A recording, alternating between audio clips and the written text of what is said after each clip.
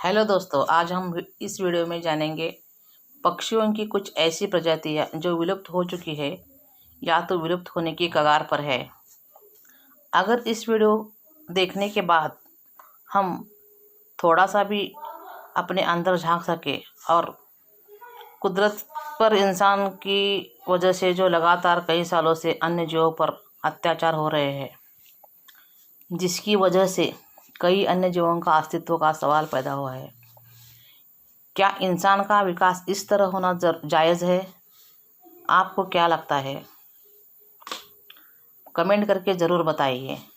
ज़्यादा से ज़्यादा लोगों को यह एहसास दिलाना ज़रूरी है कि इंसान किसी और जीव के विलुप्त होने का प्रमुख कारण है। अगर आपकी हाँ है तो वीडियो को शेयर कीजिए और ये जानकारी ज़्यादा से ज़्यादा स्प्रेड कीजिए। एक्सटिंक्ट बर्ड्स के नेम जानने से पहले ये जानते हैं कि पक्षियों के विलुप्त होने के मुख्य कारण क्या है। तो प्रदूषण, जंगलों का विनाश, शिकार, यह प्रमुख मानव निर्मित कारण ज़्यादा समय से मौजूद है। दूसरा कारण ये भी है, हवामान और मौसम में बदलाव आने के कारण ज़्यादातर पर्याप्त मात्रा में भोजन पक्षियों को अगर नहीं मिलता तो भूखमरी से पक्षी की मौत हो जाती है। तीसरा कारण हम इंसानों की वजह से है। अनाज पर जो हम केमिकल का इस्तेमाल आजकल बहुत कर रहे हैं वो पक्षियों के लिए बहुत घातक है। इंसान निर्मित यह वजह भी आज पक्षियों की विलुप्त होने के लिए कारण बन गई है। सबसे ज़्यादा और ख़तरनाक जो कारण है वो जो 4 नंबर का है, वो आज की डेट में ज़्यादा परेशानी पैदा कर रहा है। इंटरनेट और मोबाइल के टावर से निकलने वाले किरण पक्षियों के लिए प्राणघातक है।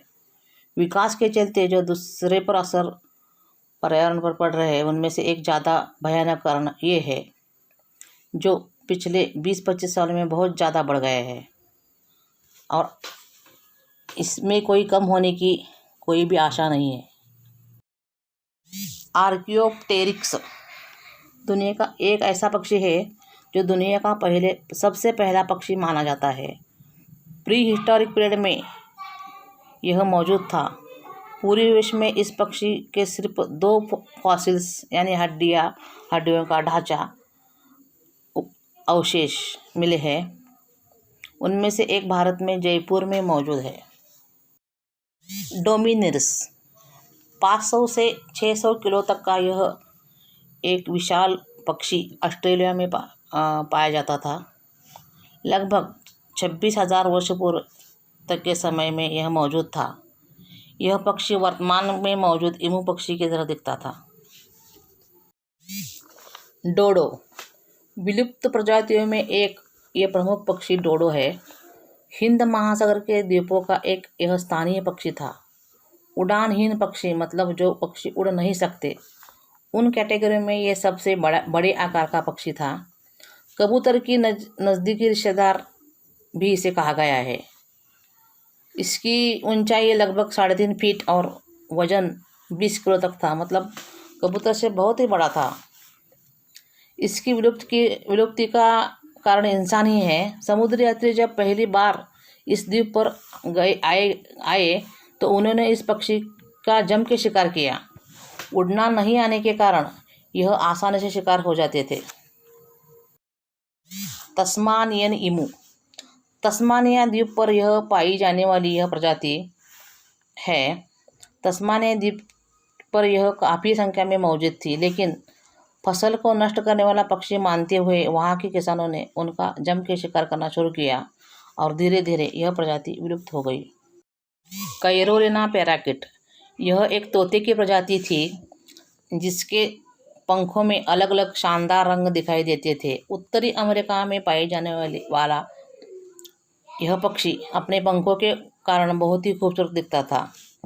राजघरानों की महिलाओं की हैट बनाने के लिए या हैट की खूबसूरती बढ़ाने के लिए बड़ी मात्रा में इसका शिकार किया गया, जिससे इनकी संख्या में लगातार कमी आ गई और आखिरी कैरोलिना पैराकिट की मौत 1918 में हुई और यह विलुप्त प्रजातियों के लिस्ट में चला गया। अरबी शुतुरमुर्ग यह पक्षी अरब के रेगिस्तान में पाया जाता था। ईमू और किवी भी इस प्रजाति में गिने जाते हैं। इनमें से कुछ अब अफ्रीका में पाए जाते हैं। शुरुआत के समय में अरब के अमीर लोगों ने खेल के रूप में इस पक्षी का शिकार करना शुरू किया, लेकिन बाद में इनका शिकार इनके अंडे और पंखों के लिए भी बड़ी मात्रा में किया गया और इसका नतीजा यह निकला कि 70 किलोमीटर प्रति घंटा इतनी ज़ोर से भागने वाला यह अनोखा पक्षी विलुप्त की कैटेगरी में चला गया। संदेशवाहक कबूतर यानी पैसेंजर पिजन। इस प्रकार के ये पक्षी उत्तरी अमेरिका के कुछ इलाकों में भारी मात्रा में मौजूद थे। भारतीय कबूतरों की तरह दिखने वाला यह पक्षी रंग और आकार में भारतीय कबूतर से थोड़ा सा बड़ा और अलग था। जब उत्तरी अमेरिका में यूरोपीय देश के लोग आकर रहने लगे, बसने लगे, तो सस्ते मांस के लालच में उन्होंने इस पक्षी का जमकर शिकार करना शुरू किया। लगातार शिकार के कारण इनकी संख्या में भारी मात्रा में कटौती होने लगी और इंसान के कारण एक और प्रजाति विलुप्त होने लगी। चिड़ियाघर में मौजूद आखिरी पैसेंजर कबूतर की मौत 1914 में हो गई और इस मौत के साथ यह प्रजाति पूरी तरह से विलुप्त हो गई। गिद्ध पक्षी। यह पूरी तरह विलुप्त नहीं हुआ है, लेकिन बहुत समय से ये विलुप्त होने के कगार पर है। गिद्ध पक्षी मरे हुए जानवर का खाकर पर्यावरण की गंदगी साफ करने का काम करते हैं। इसी वजह से पर्यावरण का ये महत्वपूर्ण हिस्सा है, लेकिन इंसान के विकास के चलते इनकी संख्या में काफ़ी मात्रा में कटौती आने लगी है। ये पूरी तरह विलुप्त प्रजातियों में से अभी तक नहीं है, ये बहुत ही अच्छी बात है। लेकिन पिछली एक शताब्दी में भारत और पाकिस्तान और नेपाल ऐसे देशों में ज़्यादा संख्या में मौजूद रहने वाला यह पक्षी की संख्या में 95% संख्या कम हो गई है। एक रिकॉर्ड के अनुसार गिद्ध पक्षी एक पर्यावरण का महत्वपूर्ण गिद्ध पक्षी पर्यावरण का कितना महत्वपूर्ण अंग है, ये एक रिकॉर्ड के अनुसार हम अंदाज़ा लगा सकते हैं। वो ऐसा है कि गिद्ध पक्षी मरे हुए जानवर, बड़े पक्षियों के शव खाते हैं और इसलिए पर्यावरण को साफ रखने का महत्वपूर्ण भूमिका ये निभाते हैं। इसी गिद्ध की संख्या में आई हुई कमी की वजह से वर्ष 2015 में भारत में जो पर्यावरण स्वच्छता अभियान किया गया, उसके लिए भारत को करीब 25 बिलियन अमेरिकी डॉलर्स इतना खर्चा हुआ।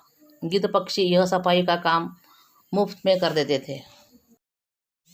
ऐसा ही चलता रहा तो दोस्तों, हम इंसानों की वजह से विकास के चलते हुए जंगलों का विनाश की वजह से पक्षियों की प्रजाति में अगर ऐसी कटौती आएगी और ऐसे प्रजातियाँ खत्म होती जाएगी, तो हमारी अगली पीढ़ी यह प्रजातियों को टीवी पर कार्टून में या कार्टून के मूवी के रूप में ही देख सकेंगे। जैसे अब डायनासोर और डोडो को हमारे बच्चे कार्टून में देखते हैं।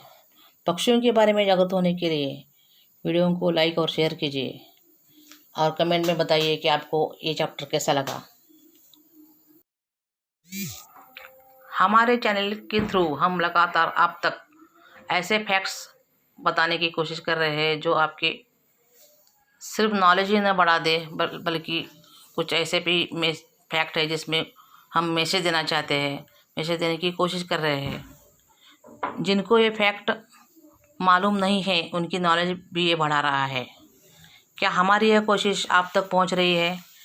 बिलियनियन चैनल की भेंट में हमने जो मैसेज देने की कोशिश की है, वो अगर आपको अच्छी लगती है तो कमेंट करके ज़रूर बताइए।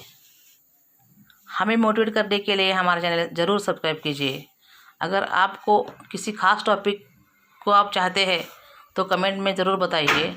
हम अपने अगले वीडियो में इसे टच करने की ज़रूर कोशिश करेंगे। हमारे इसी चैनल में हंसी का छोटा ब्रेक, इस शेडिंग के माध्यम से हम आपके साथ हंसने के 2 पल शेयर करने की कोशिश कर रहे हैं। क्या आपको ये पसंद आ रहे हैं? कमेंट करके ज़रूर बताइए, हम इंतज़ार कर रहे हैं।